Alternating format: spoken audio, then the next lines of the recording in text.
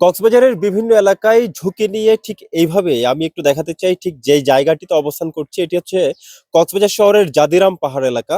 ঠিক এইভাবেই কক্সবাজারের ঝুঁকি নিয়ে লক্ষাধিক পরিবার বসবাস করছে। গত কয়েকদিন ধরে কক্সবাজারের টানা বর্ষণে পাহাড় ধসের সংখ্যা তৈরি হয়েছে ইতিমধ্যেই। কক্সবাজারের স্থানীয় ৩ জন বাসিন্দা এবং রোহিঙ্গা ক্যাম্পে পাহাড় ধসের ঘটনায় ১১ জনের মৃত্যু হয়েছে। প্রশাসনের পক্ষ থেকে ভারী বৃষ্টিপাত যেহেতু হচ্ছে, প্রশাসনের পক্ষ থেকে মাইকিং করে বলা হয়েছে যে সাইক্লোন শেল্টারে চলে যাবার জন্য অতি ঝুঁকিপূর্ণ অবস্থায় যারা আছে তাদেরকে। কিন্তু এখনো পর্যন্ত একজন মানুষকেও সাইক্লোন শেল্টার অথবা আশ্রয় কেন্দ্রে নিয়ে যাওয়া সম্ভব হয়নি। আমি একটু কথা বলতে চাইবো এখানকার বাসিন্দা যারা আছে তাদের সাথে।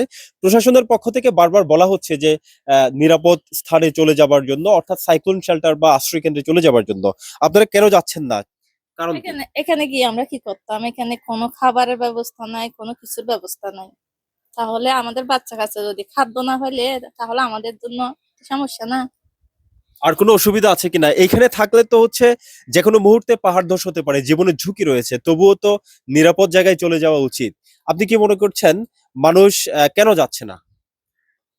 ওইখানে সুযোগ সুবিধা পাচ্ছে না, তার জন্যই যাচ্ছে না।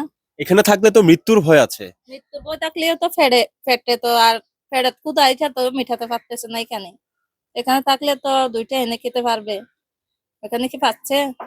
এখানকার বাসিন্দারা বলতে চাচ্ছেন আশ্রয় কেন্দ্রে পর্যাপ্ত মানবিক সুযোগ সুবিধা না থাকার কারণে আসলে তারা ঘর ছেড়ে যাচ্ছেন না। তবে এই জায়গাটাই মানুষের একটু সচেতনতার অভাব রয়েছে বলে সাধারণ মানুষ মনে করছেন।